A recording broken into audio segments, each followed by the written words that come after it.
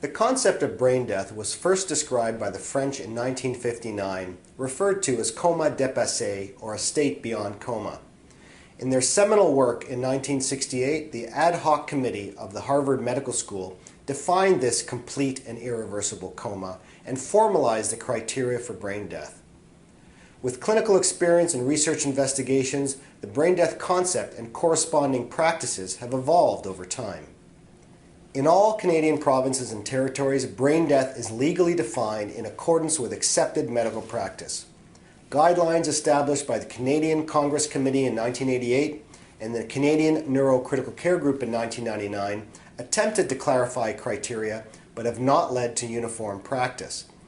Brain death practice has been largely determined by individual hospitals or healthcare regions, and surveys of both Canadian and international practice guidelines reveal variation and inconsistency in these practices.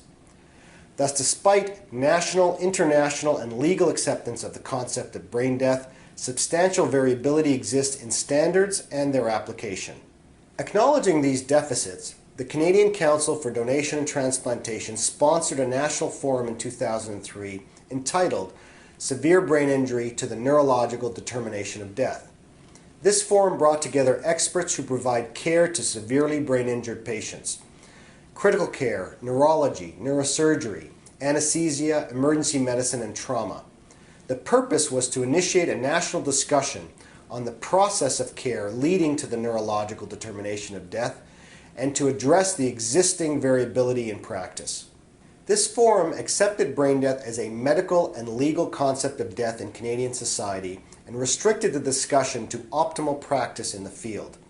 These recommendations have been endorsed and widely implemented in Canada and are available on the CCDT website and were published in the Canadian Medical Association Journal in 2006. Brain death is better understood as brain arrest, or the complete arrest of all clinical functions of the brain.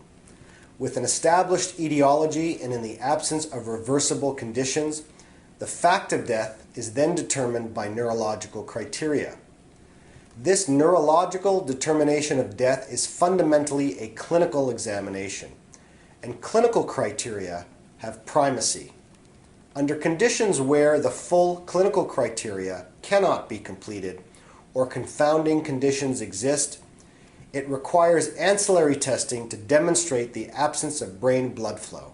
The practice recommendations discussed in this video apply to adults and children who are at least 1 year of age. There are minor age-adjusted criteria for newborns and infants in the first year of life that are available in the forum report on the CCDT website or in the Canadian Medical Association Journal.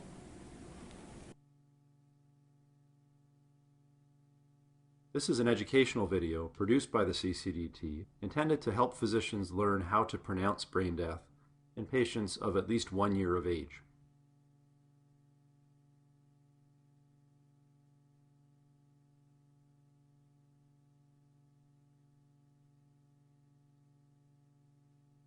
The neurologic determination of death involves the irreversible loss of the capacity for consciousness and all brainstem functions, including the capacity to breathe.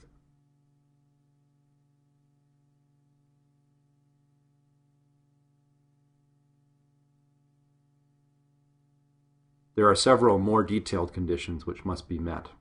The time of death is recorded as the first time when all of the necessary criteria were satisfied. Some provinces require that physicians pronouncing death by neurological criteria hold a license for independent practice.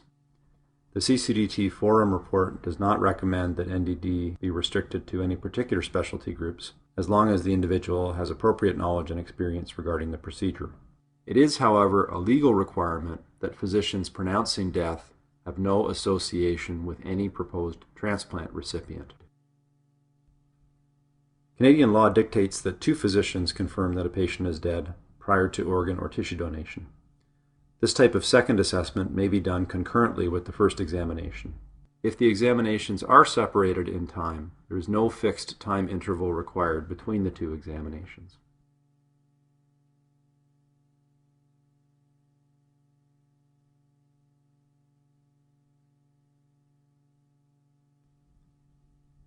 A clinical assessment for NDD includes verification that the following minimal criteria are present.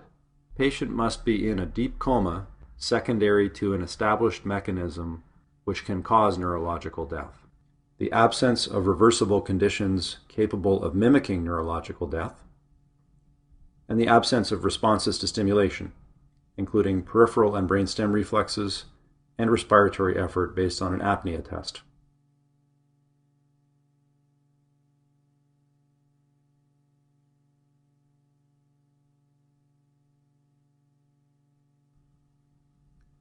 The physician must first determine that there is a reasonable mechanism to explain the patient's neurological death. This should be on the basis of either a severe elevation of intracranial pressure to the point that cerebral perfusion has stopped and blood can no longer enter the brain, or an injury directly to the brainstem which has caused it to stop functioning completely and permanently.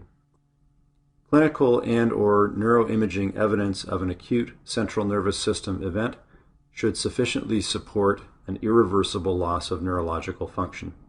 Deeming events irreversible may require confirmation that no further therapeutic interventions are planned, for example, decompression of elevated intracranial pressure. In other circumstances, a period of observation may be appropriate before examination takes place. For example, after cardiac arrest, patients occasionally will demonstrate absent neurologic function which does later return. An observation period of 24 hours is recommended prior to assessment. The clinician must also assess whether confounding factors are present. Some examples of confounding factors would include unresuscitated shock, severe hypothermia, peripheral nerve or muscle dysfunction, or severe metabolic disorders such as electrolyte disturbances, hypoglycemia, or liver or renal dysfunction. In addition, the presence of neuromuscular blocking agents, sedatives, hypnotics, or drug intoxications that may impair neurological function can also be confounding factors. In order to rule out confounding conditions, a thorough chart review of vital signs, blood work, and medications should be completed. Train of 4 testing to stimulate peripheral nerves should be completed if the patient may have been exposed to neuromuscular blocking agents or if conditions impacting the neuromuscular junction may be present. All confounders should be corrected where reasonably feasible prior to the physical examination. In instances where not all factors can be resolved, additional tests will be required, which will be discussed later in the video. In the case of agents such as anticonvulsants, sedatives, and analgesics, therapeutic dosing does not necessarily preclude the clinical diagnosis of neurologic death. Judgment is required. The clinician performing the examination should make an assessment as to whether the agent and dose being administered would be sufficient to significantly impair a normal neurologic examination and proceed accordingly.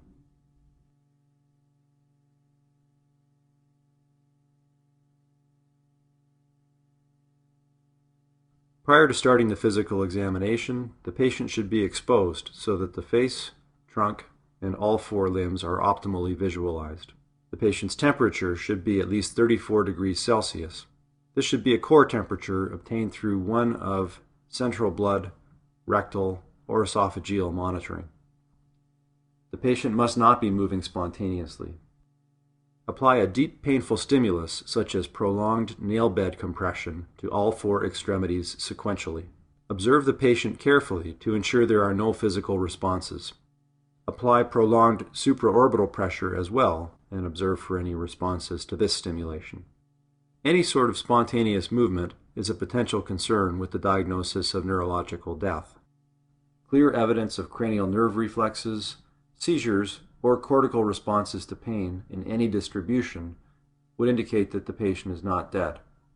This is not to say that all movement is incompatible with death. For example, myoclonus or spinal motor reflexes can persist in brain-dead patients. Clinical judgment and experience are required to interpret movements, and where there is doubt, ancillary testing is indicated, as discussed later in the video.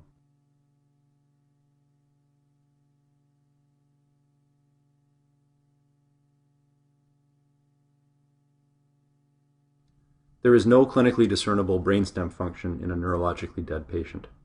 The brainstem assessment includes pupillary responses to light, corneal reflexes, gag and cough, and vestibulo-ocular responses to cold caloric testing.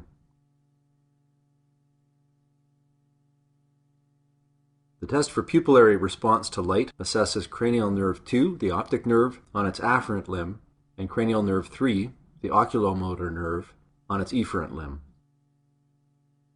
With lights dimmed and the patient's eyes initially closed, use one hand to prop open both eyelids and the other to shine a flashlight into the patient's eyes to look for direct pupillary constriction. Direct the light to one eye while also inspecting the contralateral pupil for consensual pupillary constriction. In a normal patient, each pupil will constrict with either direct or contralateral light stimulation. In the neurologically dead patient, there will be no evidence of either direct or consensual response. Often in a brain-dead patient, the pupil is mid-position rather than fully dilated once herniation has completed.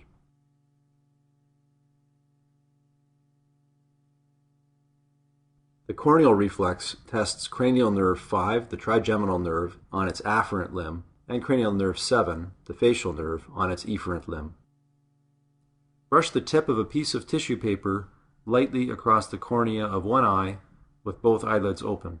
Brush across the cornea over the iris and not simply over the conjunctiva.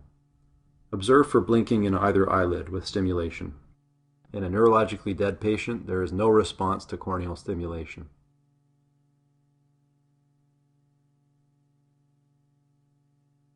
The gag and cough reflexes test cranial nerves 9, the glossopharyngeal nerve, and 10, the vagus nerve, respectively.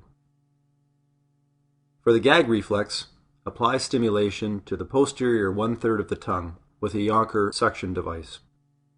The cough reflex may be assessed by introducing the inline suction catheter down the endotracheal tube or simply by agitating the endotracheal tube towards the carina so that the trachea is stimulated. In a neurologically dead patient, there will be no response to either test.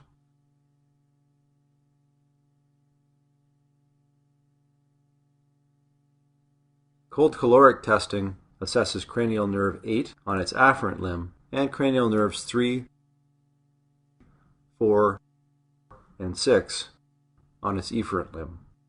To begin cold caloric testing, collect ice-cold water in a kidney basin and obtain a 60 cc catheter syringe. A red rubber catheter can be attached to the syringe tip for ease of insertion. Elevate the head of the patient's bed to 30 degrees above horizontal to place the ear canals in the correct position to optimize stimulation. Inspect the auditory canal with an otoscope to ensure it is patent and that the tympanic membrane can be visualized and therefore stimulated. Place a towel or a basin beneath the patient's ear.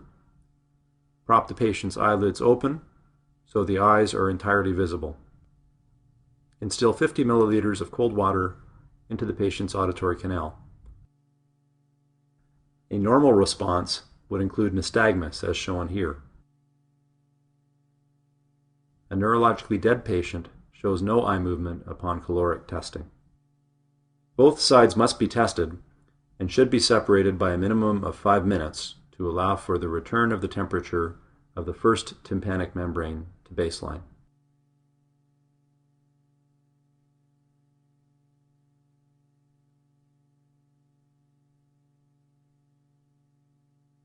The final component of the physical examination is the apnea test. This determines whether an apneic patient's medulla will respond to hypercarbia and respiratory acidosis with ventilatory drive. The first step is to ensure the patient is not making any respiratory efforts on the ventilator. Intrathoracic pressure fluctuations related to a vigorous cardiac cycle can actually cause a sensitive ventilator to trigger, even though the patient is not making any efforts to breathe. Watch the neck, chest, and abdomen for any evidence of diaphragmatic activity, and if necessary, disconnect the ventilator and feel for airflow from the endotracheal tube. The patient is pre-oxygenated with 100% oxygen on the ventilator for a few minutes. Ventilator settings are adjusted to normalize blood gas values as is clinically feasible. Baseline blood gases are drawn. The patient is then disconnected from the ventilator and an oxygen catheter is introduced into the endotracheal tube to deliver 100% oxygen. The flow rate of catheter oxygen will affect both oxygenation and carbon dioxide levels. A rate of 2 to 3 liters per minute is reasonable to start, with a range of 0 to 6 liters per minute during the test. The physician must be present through the entire apnea test, observing the patient's chest and abdomen for evidence of respiratory efforts. Often abdominal pulsations are seen, secondary to pulsations caused by the cardiovascular cycle transmitted to the abdominal aorta. These must be distinguished from actual ventilatory efforts. An apnea test is compatible with death if there are no respiratory efforts during the test and blood gas values from the test show an arterial pH of 7.28 or less, a partial pressure of carbon dioxide of 60 millimeters of mercury or greater, and an increase in carbon dioxide of at least 20 millimeters of mercury from the baseline value. Desaturation is common during apnea testing. If hypoxemia becomes severe enough that it might impact on neurological assessment, the test should be terminated. Hemodynamic instability is also common during apnea testing. If the patient is on vasopressors prior to testing, it is reasonable to increase their infusion rate slightly prior to starting in order to avoid hypotension. In circumstances where it is not possible to perform a complete and valid examination for neurological death, ancillary testing must be performed. Ancillary testing does not negate the need for a clinical examination compatible with neurologic death. Prior to an ancillary test, it should be clear that the patient is unresponsive due to coma caused by an etiology capable of causing neurological death. Ancillary tests aim to demonstrate the absence of intracranial blood flow. Radionuclide angiography, MRI, and CT angiography are currently the recommended techniques. At this time, transcranial Doppler or EEG are not recommended testing modalities for the neurological determination of death. Radionuclide imaging employs a technetium-based hexamethylpropyleneamine oxime agent to detect intracerebral, posterior fossa, and brainstem blood flow. The technetium agent is lipid-soluble and crosses the blood-brain barrier, so the tracer can be taken up within perfused brain tissue. Absence of blood flow is identified by lack of penetration of the tracer into brain tissue. Cerebral angiography can be performed either as a CT angiogram or a 4-vessel carotid and vertebral artery study. Caution must be exercised when exposing patients to radiocontrast material, as it can both produce idiosyncratic drug reactions and renal dysfunction. This may be an important consideration for a potential kidney donor.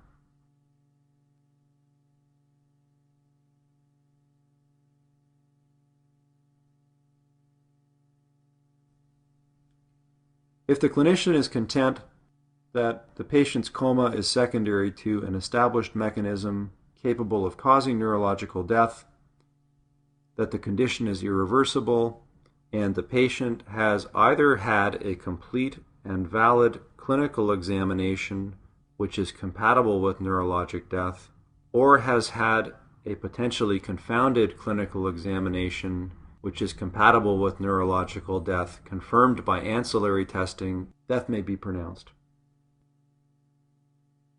The time of death is recorded as the time when all the necessary criteria have been met. For more information about neurological determination of death, please visit the CCDT website at www.ccdt.ca.